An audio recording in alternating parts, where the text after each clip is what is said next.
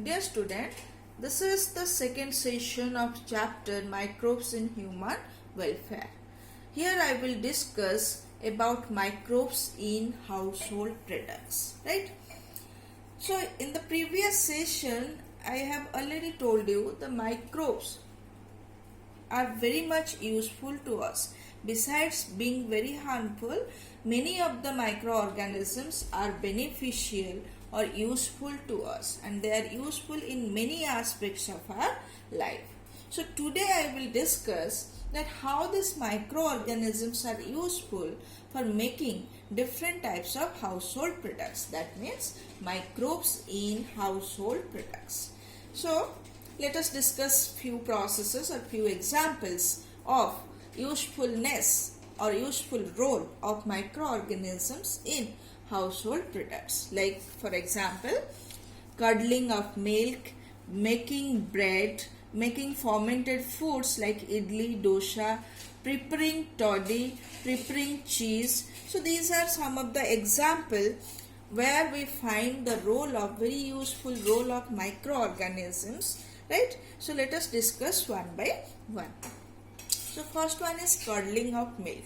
So what is curdling of milk?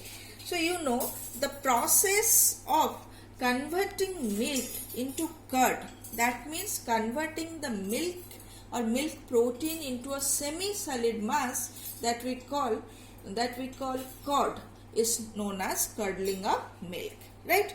So by this process the milk becomes semi-digestible, which we call curd, right? So what happens? How microorganisms help for this process and what benefit we get from this? So here you see, let us discuss how this curd is prepared. This is a very usual process in our kitchen, right? So what happens? Usually mother add few amount of curd into the milk and keep it in stand position undisturbed for some time, right, at a suitable temperature. And after keeping for some time at suitable temperature, we find that milk has been converted to curd. So why this happens? Why this curd is added? Why this small amount of curd is added to milk? And after adding, why it takes certain time and it needs suitable temperature, and after some time why it is converted to curd? That let us understand. Clear? So what happens, that curd is added, that small amount of curd is added to the milk, that is we call as starter or inoculum. Starter means that start the process, right? Or inoculum that helps for the process. So that is used as starter or inoculum, right? So when it is added, when the curd is added as starter, this curd contains lactobacillus, right? Remember, curd contains lactobacillus, a bacteria, right? That is also we call lactic acid producing bacteria, right? So this lactobacillus is added in terms of curd or in terms of starter. Then what happens when the starter is added, that means lactobacillus is added. This lactobacillus carries out a process known as fermentation, and in this fermentation process it converts, right? It converts the milk sugar, that is the lactose sugar, it converts the lactose sugar into lactic acid. Clear? So it converts the lactose into lactic acid, and because of presence of lactic acid or because of production of lactic acid, the milk becomes sour, right? Because of sour taste, because of acidity, the milk protein casein gets converted to a semi-solid mass, that we call curdling or curdling of milk. Clear? So again I had mentioned, when this lactobacillus is added and kept stand for some time, I told you it is kept stand for some time and at suitable temperature. Why? Because when this lactobacillus is added, in terms of small amount of curd. So it contains some number of lactobacillus. So this lactobacillus gets multiplied. That means they increase their number. They grow and they undergoes reproduction and they increase their number at a suitable temperature. So when their number is increased and they carry out their metabolic activities, they produces lactic acid. And this lactic acid is responsible for converting the milk protein into semi-solid mass. Right? That is responsible for converting casein into semi-solid mass and also causes the partial digestion of the milk, right? And coagulation. Coagulation means because of coagulation the milk becomes semi-solid.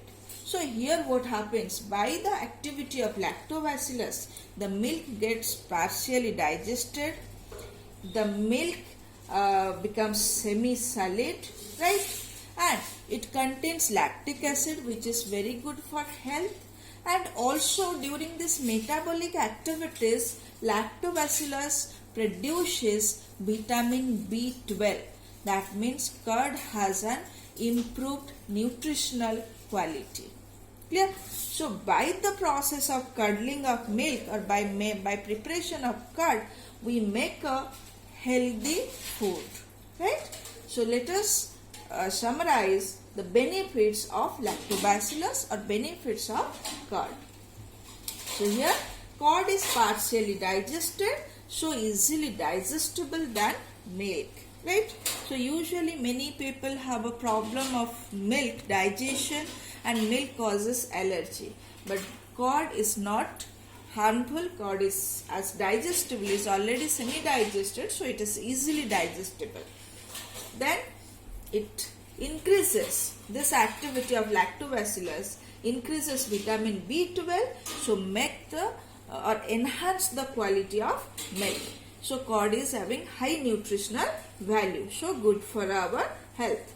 Then the lactobacillus, remember, that is has another beneficial characteristics for our body, particularly for our gut, right? It checks the disease causing microbes in stomach. They usually competitively inhibit, right? They do competition with any harmful microbes enter into our gut and they inhibit them or they avoid them so that any harmful microbes will not accumulate in our stomach. So they protect our gut from any infection. So that is they checks disease causing microbes in stomach. So these are some, many times question is asked, what are the beneficial role of lactobacillus? So these are the beneficial role of lactobacillus. Sometimes it is asked why curd is a healthy food. So these are the reason curd is a healthy food. Or sometimes question is also indirectly asked, remember, that taking curd makes our gut healthy. Why? So taking curd or having curd in our food makes our gut healthy because that contains lactobacillus, and lactobacillus checks the disease causing microbes in our stomach, as well as they produces lactic acid, which is good for our health, right? So these are the beneficial role of lactobacillus or lactic acid bacteria, lactic acid producing bacteria or lactic acid bacteria or LAB, L-A-B. Here I have mentioned L-A-B, LAB, right? Then next we will discuss making bread. So another important activity or useful role of microorganisms we get in the bread making. So you know breads are very soft, right? Porous, clear? So how this has become very soft and porous? That is because of the action of microorganisms. So when the dough is prepared for the bread making, that dough contains baker's yeast, right? That dough contains baker's yeast, that is the common name, and scientifically that is called Saccharomyces cerevisiae. That you know, it is a fungi. So this fungi Saccharomyces cerevisiae, or the yeast Saccharomyces cerevisiae in the dough carry out fermentation. Right? Here I would like to recall your memory the process of fermentation that you have already studied in standard 11. Right?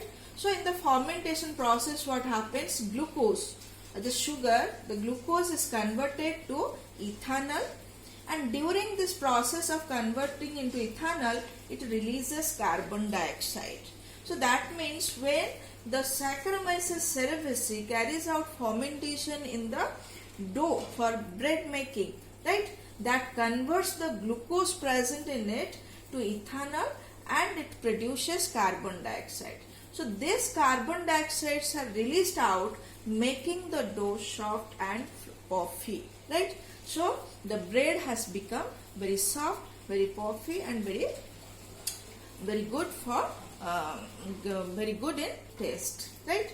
So here Saccharomyces cerevisiae are useful for making bread. Similarly, many fermented food are also produced by the fermentative action of many different types of microorganisms. For example, in our house, we prepare the fermented food like dosha, idli, etc. Right? So you know this dosha and idli are very soft, spongy in nature, right? Very puffy in nature, and that makes their taste very good. So why that dough or why these fermented products are so? That is because the dough of these foods are formed by the fermentation process of bacteria. Remember, bread is because of yeast, or that is a fungi. But dosha, idli, here the dough is because of bacteria, right? So the dough is formed by, again, the fermentation process of bacteria, and you know the fermentation process releases carbon dioxide, and when the carbon dioxide are released, that gives the dough a puffy appearance. So the foods like idli and dosha are become very soft, and also because of the fermentative action they are very healthy for us. So again, this is the role of bacteria for making fermented food. Besides this, many other fermented food are also produced like fermented fish, soya bean, fermented bamboo shoots, fermented bamboo shoots. So these fermented foods can be stored for a long time. These are also healthy for us. So here different types of microorganisms are used for this process.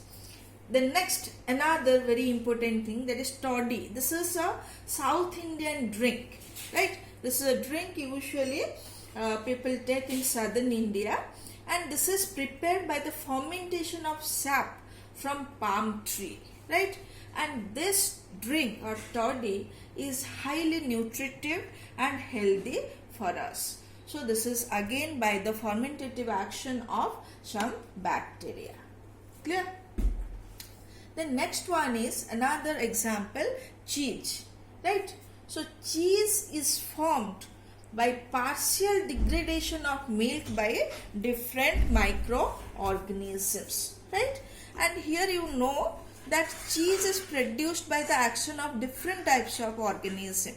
Some cheese are formed by the action of fungi, some are formed by the action of bacteria, right? So here I would like to give you two examples. For example, Swiss cheese. This is a cheese formed by bacteria, and the bacteria, remember, is Propionibacterium shermani. This is Propionibacterium shermani, right? Which by its fermentative action releases high amount of carbon dioxide, and because of the high amount of carbon dioxide there is a large hole in the Swiss cheese. So the characteristics of Swiss cheese is the presence of a large hole. Similarly, another type of cheese having a very good flavor, that is Roquefort cheese. So this Roquefort cheese is formed by the action of a fungi known as Penicillium roqueforti. Remember, Penicillium roqueforti is the fungi which causes production of Roquefort cheese. So this is having a very good flavor. Clear? So many times the question is asked, differentiate between Swiss cheese and Roquefort cheese. So again I would like to mention, Swiss cheese is formed by the action of bacteria, Roquefort cheese is formed by the action of fungi. Here it is having a very large hole, but here it is having a very good flavor, right? So these are some of the examples of beneficial role or useful role of microbes for production of household products, right? So they are very much useful in our household products. So that is all about. Thank you.